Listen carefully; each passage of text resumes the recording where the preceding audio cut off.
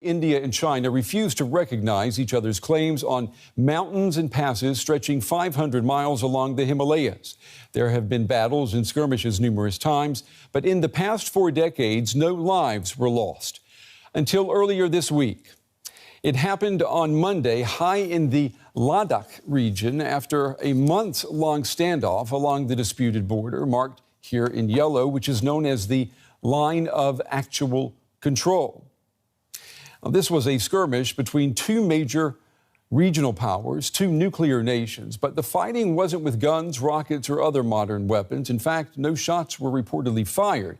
Instead, the deadliest battle between the two sides in 45 years was with fists, sticks, and rocks. Well, no fists were seen today. Instead, an Indian Army convoy was spotted headed for the disputed region. At the same time, Chinese and Indian foreign ministers agreed to de-escalate tensions, both countries promising to disengage troops and to restore calm. Well, despite intense diplomacy, there were bellicose tones from India's Prime Minister Narendra Modi. He said the country would be proud to learn the soldiers had died fighting for India. And he said, if provoked, India is capable of defending itself. Now, China-India border tensions boiled over again this weekend following June's deadly clashes.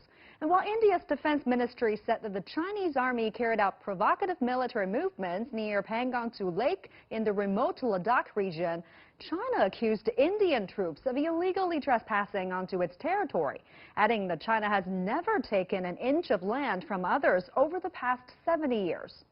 Now, although the two sides have been in regular touch since the June clashes, there's no sign yet of disengagement. So, what happened over the weekend?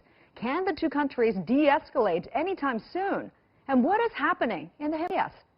Joining me for the discussion in Beijing is Mr. Ye Hailin, Vice Dean of the National Institute of International Strategy at the Chinese Academy of Social Sciences, and from New Delhi, Professor Madhav Nalapat of the Department of Geopolitics and International Relations at Manipal University. Professor Nalapat is joining us on the phone here. Welcome to you both.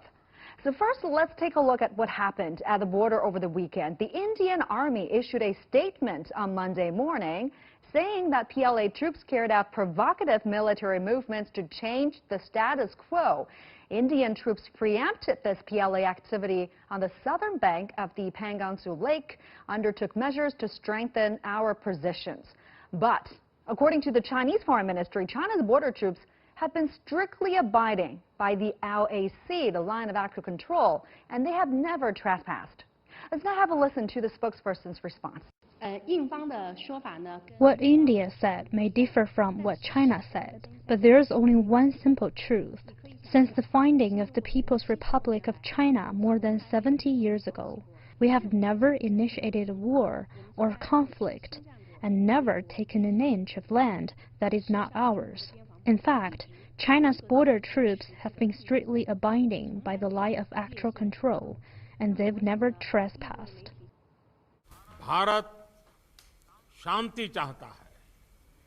India wants peace, but if provoked, we are capable of giving an appropriate response.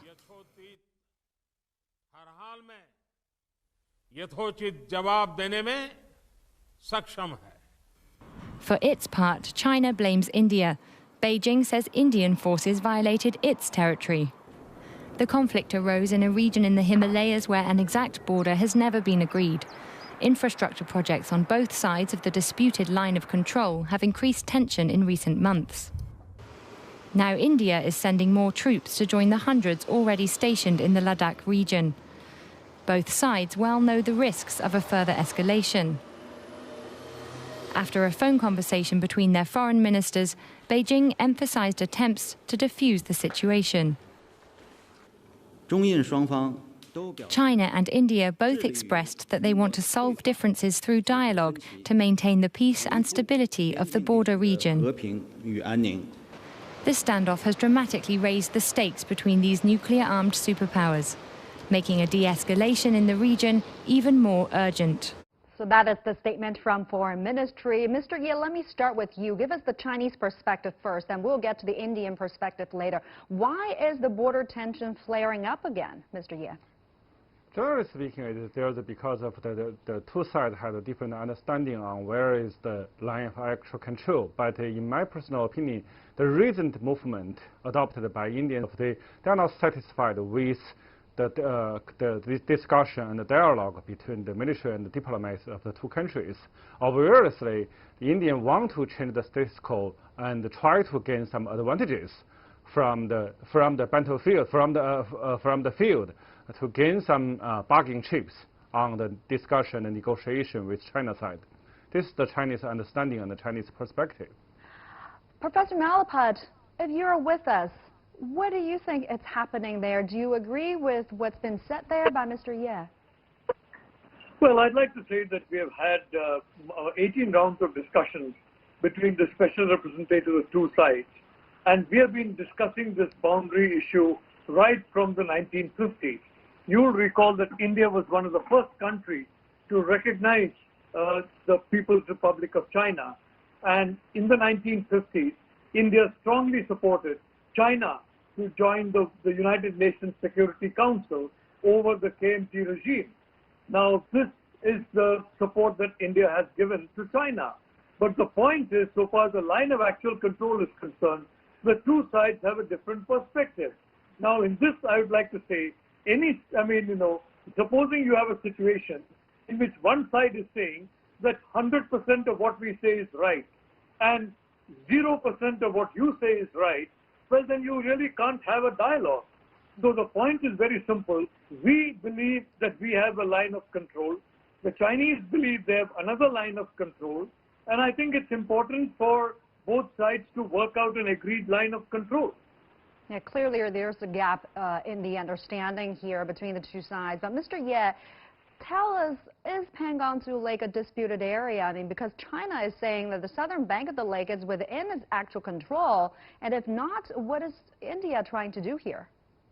Actually, we can't say the whole Pangong Lake is the disputed areas. Actually, the Pangong Lake is the 600 kilometers squares. It's really big and very long, because from the west to east, it's 200 kilometers long. So it's only the differences between China and India is where is the line of actual control. It's not. It's a few spots around the lake, not the whole lake. And in this spot is the southern bank. It's in Chinese perspective, it belongs to China under the control of China and in the side of the line of actual control.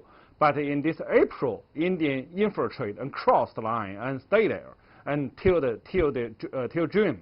And now what we see is during this weekend, Indian crossed the line again and build 3 strongholds in Chinese line of control areas. So that's the reason, in Chinese perspective, the causes of the confrontation of this event.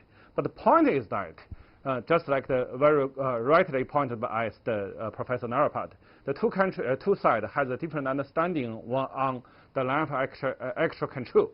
But each side need to have the same self-control to control the front security forces movement against or cross the line. And there's one thing we should be noticed, that both sides clearly not only know where is the line of control in their perspective, they also know where is the line of the actual control in another side's perspective.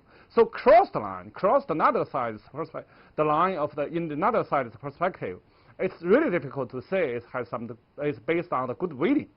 It definitely will. It's very easy to cause some confrontation, even more serious confrontation. Yeah, this is the case where consensus has not been reached. Now, Professor Nalapat, the Indian Defense Ministry has taken down a report on Chinese transgressions beginning early May. Why did India do that? Was the report inaccurate, or were there other considerations? Well, the world is watching nervously as India and China clash over that disputed border. But can Germany play a role in easing tensions and mediating here? Earlier tonight, DW's Rosalia Romanich put that question to Germany's foreign minister, Heiko Maas. These are two large countries, and I don't want to begin to think about the conflict that could happen if this results in a real military escalation. That's why we are trying at all levels, on both sides, to bring about de-escalation. What's your message to both sides and how can Germany mediate? I don't think that Germany needs to get involved everywhere as a mediator. But we are sitting on the UN Security Council and we will take on the presidency in July. I believe the expectation in the international community is that countries like India and China should not get embroiled in a conflict that would not only affect those two nations, but also the entire region. And that's why we are doing what we can to influence both sides with a clear message to de-escalate this conflict and avoid a further escalation.